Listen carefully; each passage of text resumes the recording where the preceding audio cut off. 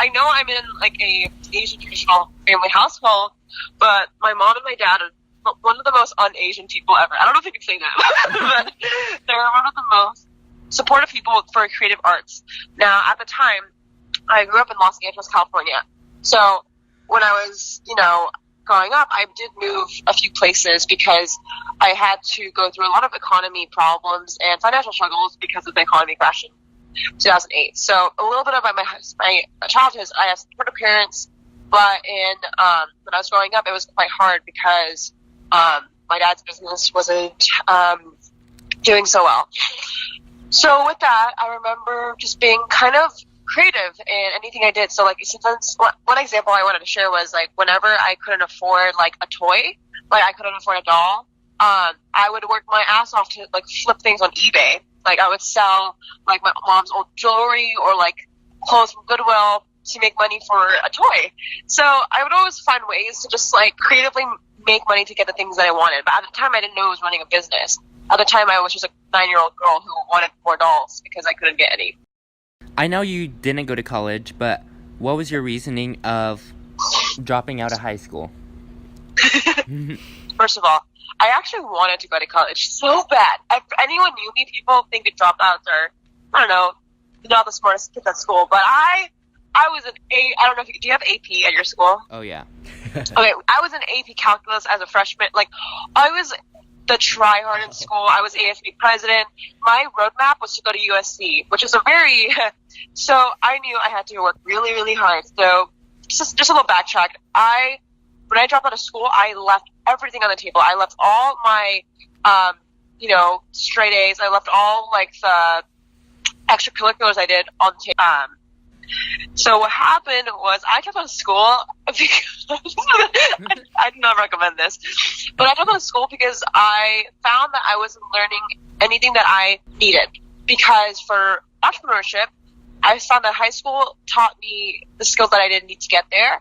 And I soon realized that college wasn't going to teach me anything because my dad went to USC and he's like, Jade, they don't teach you this shit. Like, if you want to learn about marketing, digital marketing, social media, they don't teach you that. Like, it's all outdated or it's really expensive. So, in truth, I think my biggest reason why I dropped out is the things I wanted to learn wasn't there. Now, if you're a doctor, like a lawyer, like, obviously it should be there.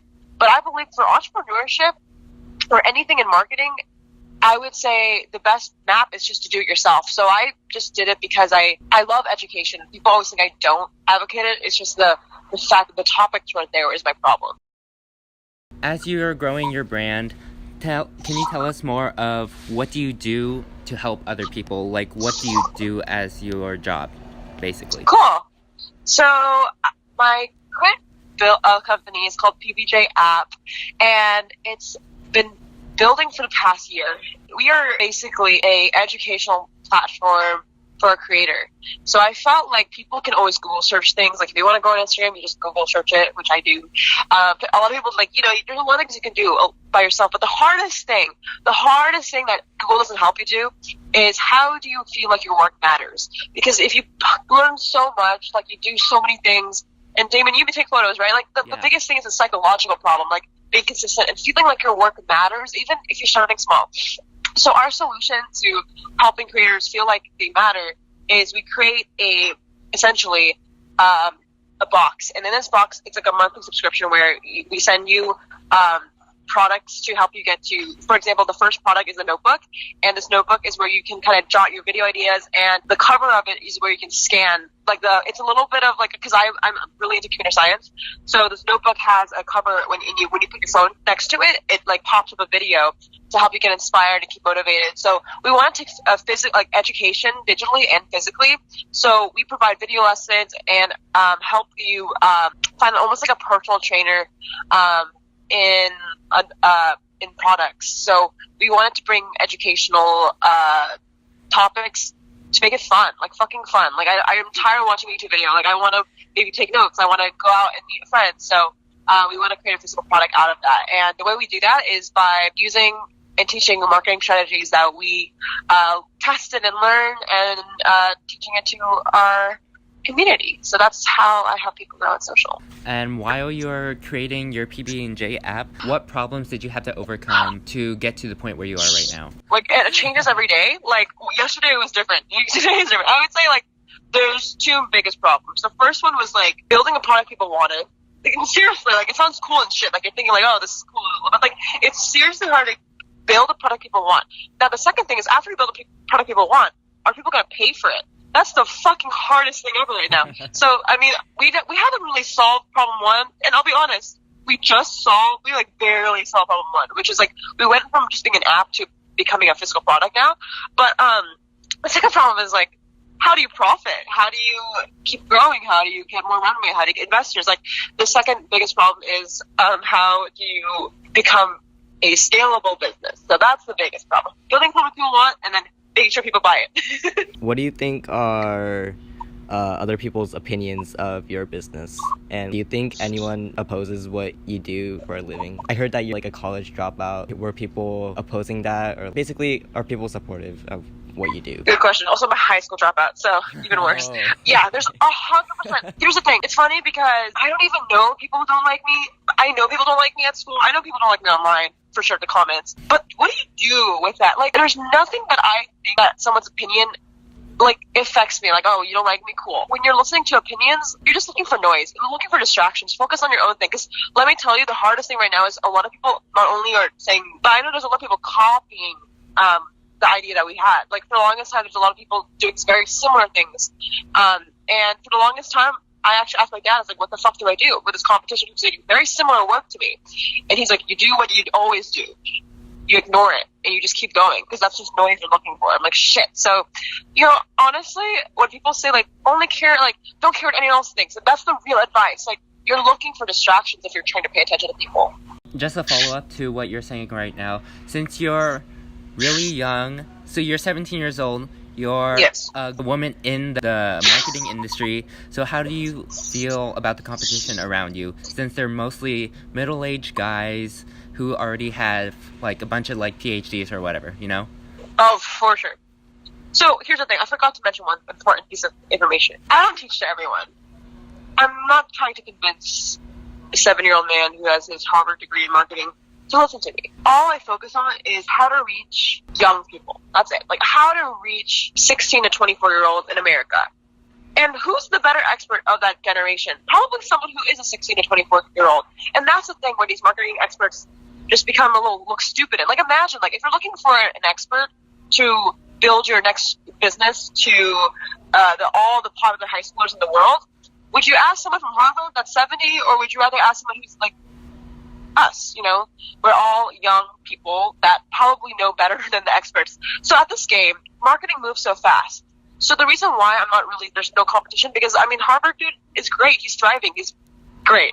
I just think it's a different level of empathy, because what we have really well, because I don't try to please everyone. I just please how to reach the 16 to 24-year-old market, right? Yeah. Like, that's different. That you can't teach that because that's who we are. While you are taking this journey to getting your brand bigger and reaching out to other people, who has been inspirations to you? Or how are you making yourself an inspiration to others? My inspiration comes from myself. I used to look at, like, certain people, for sure, like, especially on social media, but I think you have to inspire yourself. Like, I genuinely like the work I do. Like, I know that's weird to say, but I genuinely like the work I do. Whether it's, like, making videos, helping others, taking meetings, like, I like that. That's inspiring to me that I'm doing something I like. The second thing that I hope to inspire people is to always experiment, because I feel like the hardest thing is to fail fast, because in school we're taught to have a perfect grade and don't fail. Like, just don't fail. You have to have an A.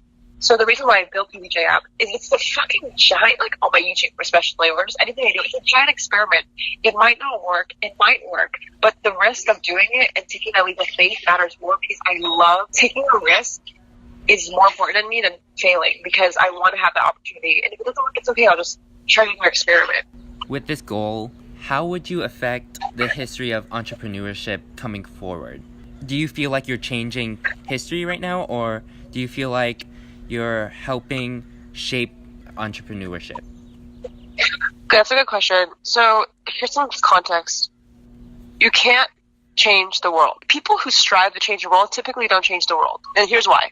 If you strive to change the world, you're never going to help people because you're trying to, typically people who do that do it for ego. I generally just want to help the smallest audience possible. Now, why is that? Companies like Google, Amazon, they have the ability to make decisions because it needs profit. So they're not going to pay attention to a small little Ronnie in 7th grade, right? They're not going to pay attention to like this 17-year-old girl who's dealing with this problem. They're just going to build products for the general market because it makes sense. Like if I was Google, like I would not be economically savvy to focus on those people. So what happens is there's a forgotten market. There's a huge middle, and it's the same thing. It's like people always know what's happening in New York and LA, but what's happening in Ohio or Tennessee?